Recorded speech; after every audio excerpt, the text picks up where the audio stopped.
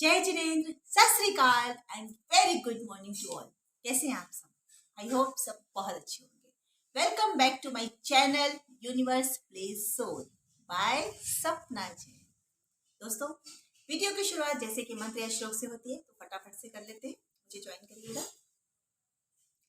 स्त्रीणाम शतानि शतसो जनयन्ति पुत्रान् नान्यासुतं तदुपमं जननी प्रसूता सर्वादिशो दधति भानुसहस्ररश्मिं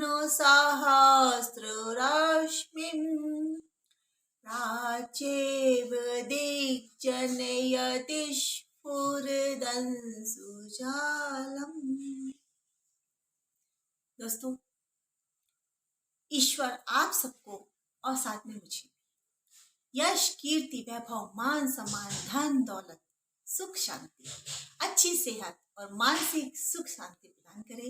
ऐसी मेरी ईश्वर से प्रार्थना है कि हम सबके जीवन में ये सारी खुशियां एक बारिश की बूंद की तरह हम सबके ऊपर पड़े और हम सबका जीवन बहुत ही खुशमय और सुख समृद्धि से भरा हो।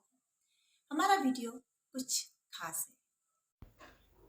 दोस्तों, आप सभी को हमारे गणतंत्र दिवस की हार्दिक हार्दिक शुभकामनाएं।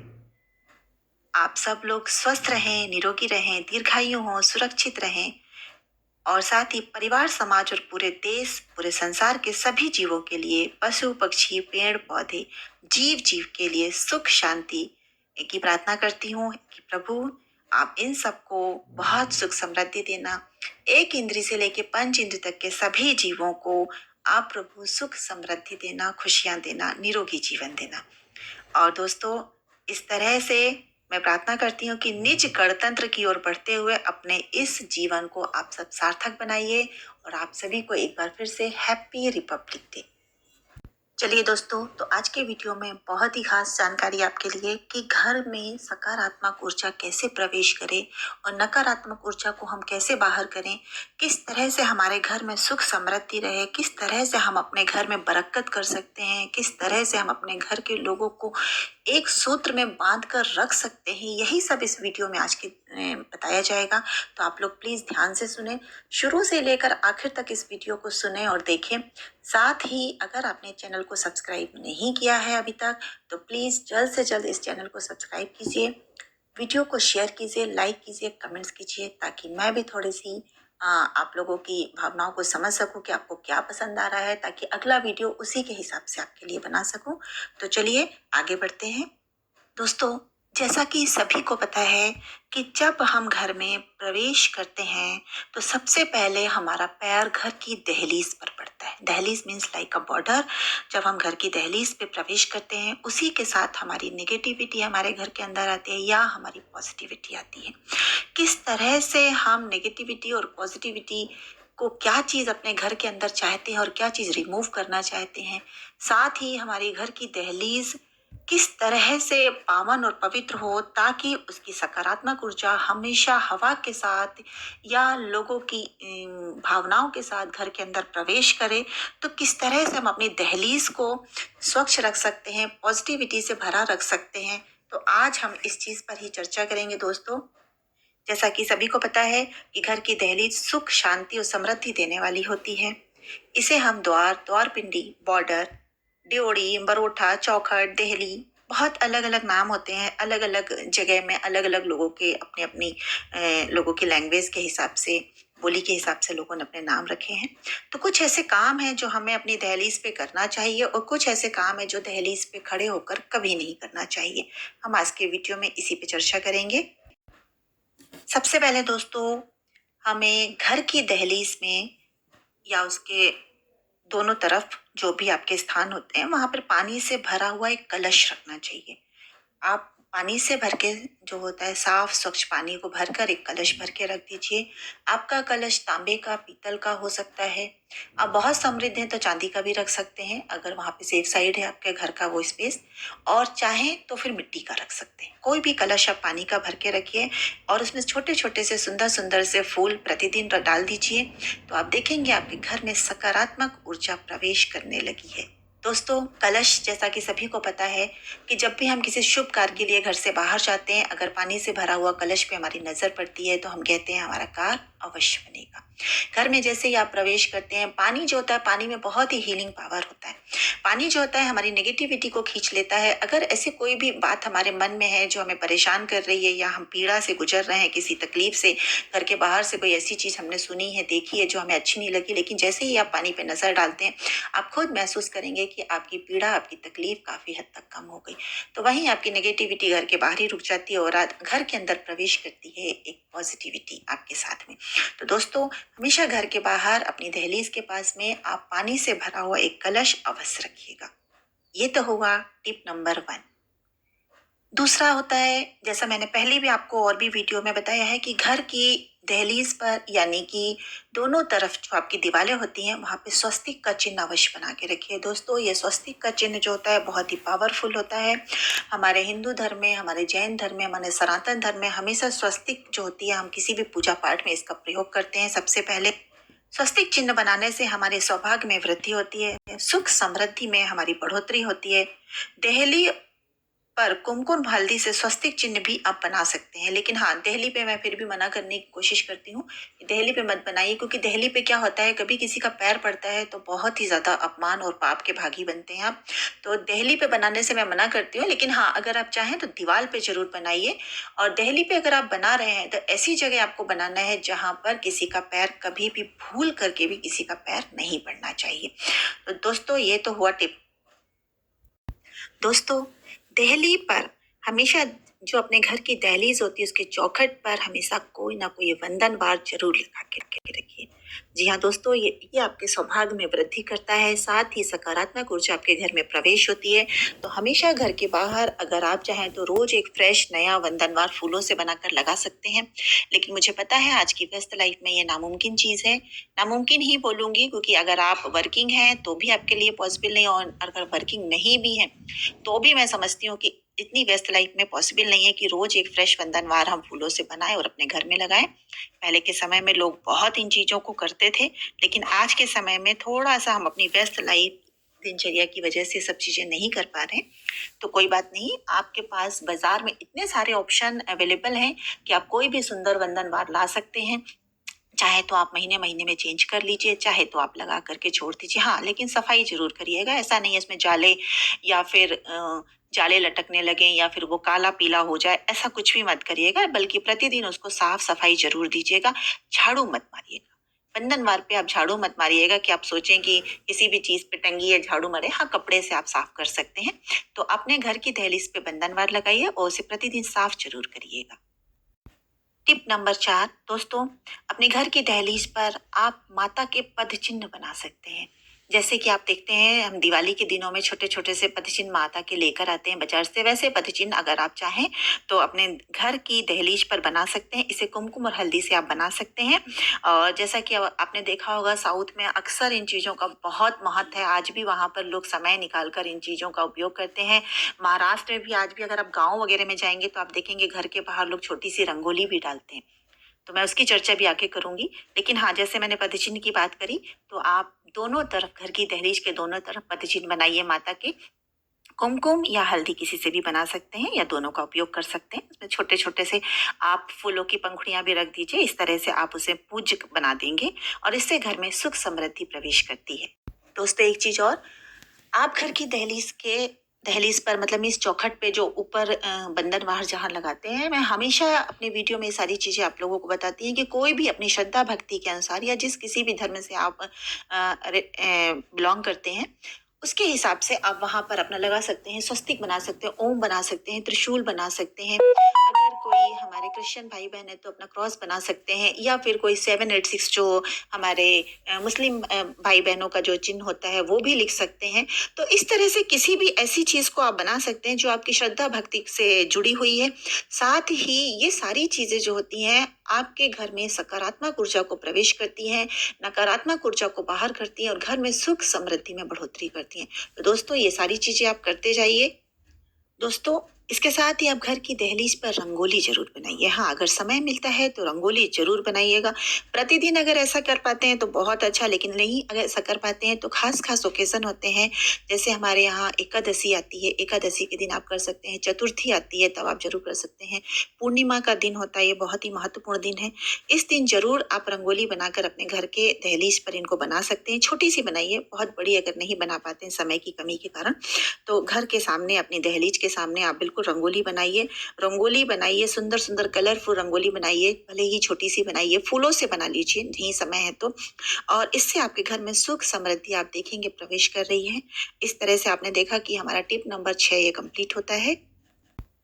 इसी के साथ दोस्तों, मैंने पहले भी आपको बताया है कि आपके घर की जो दहलीज होती है उसके दोनों तरफ आप शुभ और लाभ जरूर लगाइए।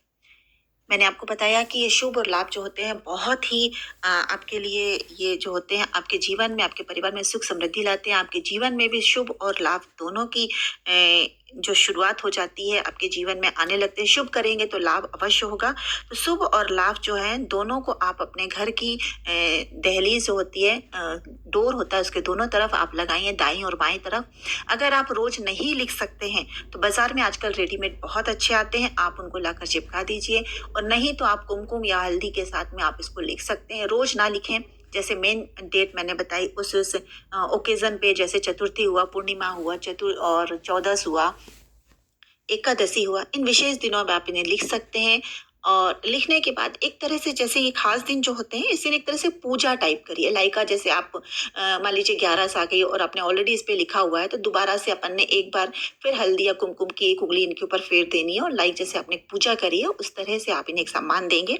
तो ये भी आप कार्य जरूर करिए और आप अपने घर में खुद चेंजेस और देखेंगे कि किस तरह से सुख समृद्धि और खुशियां आपके घर में, कहते हैं ना, अचानक से ही आने लगेंगी और आपके जीवन में से जो अशांति और परेशानियां हो सडनली बाहर जाने लगेंगी। दोस्तों, विशेष अवसरों पे अपनी देहली की पूजा जरूर करिए। विशेष अवसर जैसे कि मैंने बताया कि आपकी एकादशी हुई, पूर्णिमा हुई, गणेश चतुर्थी होती है या चतुर्थी होती है, चौदस होते हैं, या आपके घर में किसी का जन्मदिन है या एनिवर्सरी है, बर्थडे वगैरह है, या कोई विशेष ओकेजन आपके घर में आयोजित हो रहा है, तो आप अपने घर की दहलीज की पूजा अवश्य करिए। सर्वप्रथम अपने घर में जो पूजन स्थान है वहाँ की पूजा करने के बाद अपनी दहलीज की पूजा करिए। दहलीज के दोनों तरफ आप छोटे छोटे से स्वस्तिक बना करके उनकी पूजा करिए। उनके ऊपर चावल की ढेरी रखिए और एक सुपारी जरूर रखिए, छोटा सा कलावा रख दीजिए। और आप देखेंगे इस तरह से आप दहली की पूजा करके उसे सम्मान दे रहे हैं, तो वो दहली हमेशा आपके जीवन में सुख समृद्धि और बढ़ोतरी ही आपके लिए करेगी। तो इस तरह से छोटे छोटे से उपाय हैं जिन्हें करके आप अपने जीवन में धन लाभ पा सकते हैं, सुख समृद्धि पा सकते हैं, साथ ही अपने घर में सुख शांति पा सकते हैं। दोस्तों, कौन नहीं चाहता है कि एक इंसान जब थक हार के घर आए तो उसका परिवार उसे हंसते हुए उसका स्वागत करे, घर में सुख समृद्धि हो और हंसी ठहाकों की आवाज घर के बाहर जाए। तो दोस्तों, ये छोटे छोटे से उपाय हैं, इन्हें जरूर करिए और आपको बहुत लाभ मिलेगा। साथ ही अब मैं ये बताऊंगी कि दहलीज पे कौन से कार्य नहीं करने चाहिए। अगर आप वैसे कार्य कर रहे हैं तो आज ही रोक दें, ताकि आपके जीवन में सुख समृद्धि बनी रहे। दोस्तों, दहलीज पर कभी भी पैर रखकर खड़े नहीं होना चाहिए। हाँ दोस्तों, कई बार ऐसा होता है हम फोन पे बातें करते करते दहलीज पर आकर खड़े हो जाते हैं और वहां पर फोन पे बातें कर रहे हैं या वहीं पर खड़े होकर किसी से बातचीत कर रहे हैं, तो वो बिल्कुल मत करिए। आप दहलीज पर पैर रखकर खड़े मत होइए, बल्कि उसे सम्मान दीजिए। ये हुआ टिप नंबर 1। टिप नंबर 2, कभी भी अपने गंदे पैरों को या चप्पलों को दहलीज पर साफ मत करिए। अक्सर देखा गया है, हम कहीं बाहर से आते हैं और हम देखते हैं कि अगर बारिश के दिनों में या किसी ऐसी वजह से हमारे चप्पल या हमारे पैर गंदे हो गए हैं, तो वहीं पर खड़े होकर घर की दहलीज पर ही उन्हें रगड़ कर साफ करने लगते हैं। दोस्तों, कभी मत करिएगा। अगर आप ऐसा करते हैं तो ये बुरी आदत आज ही छोड़ दीजिए। पता नहीं आप ऐसा करके अपने परिवार के लोगों को कितनी मुसीबतों में डाल चुके हैं। तो ये बुरी आदत है, आज ही ऐसे छोड़ दीजिए और अपने घर में सुख समृद्धि को लेकर आइए।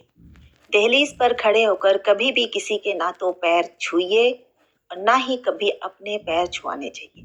हाँ जी दोस्तों, कभी भी दहलीज पर खड़े होकर के किसी का भी स्वागत करते हैं और उनके पैर छूते हैं तो बिल्कुल बंद कर दीजिए।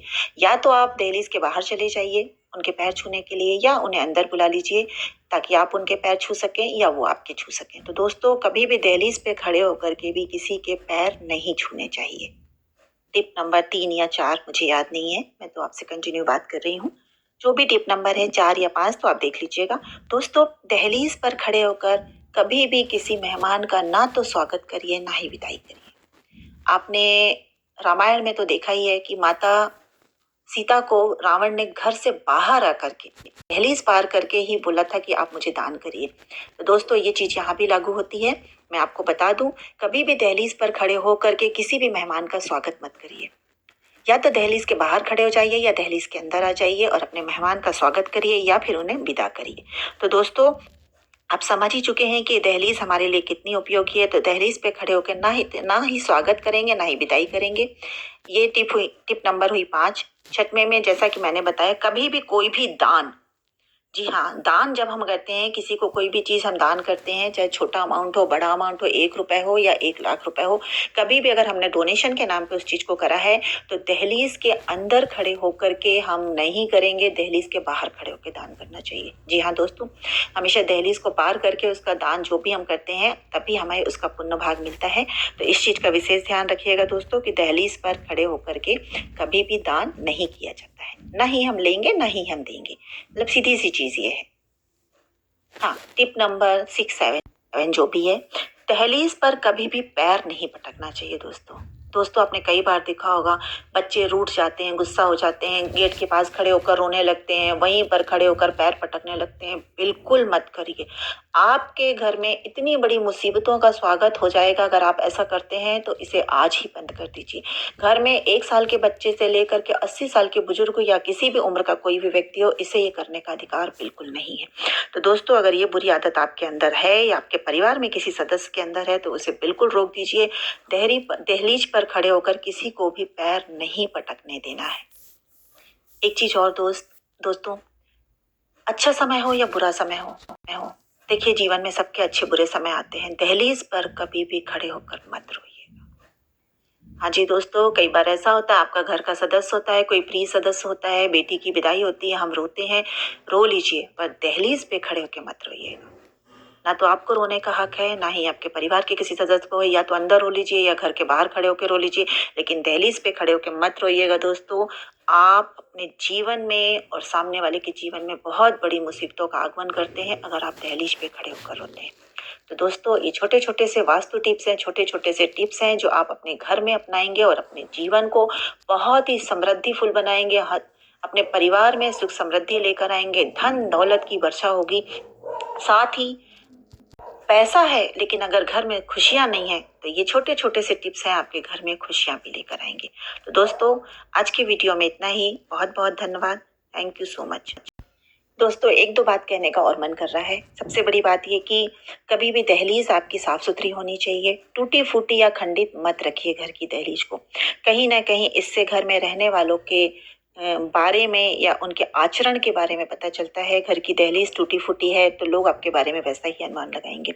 घर की दहलीज को हमेशा साफ सुथरा रखिए, पोछिए, साफ करिए। और दूसरी चीज, उसमें किसी भी प्रकार का कोई दोष या वास्तु दोष नहीं होना चाहिए। टूटी फूटी नहीं हो, बल्कि उसे मजबूत और सुंदर बना के रखिए।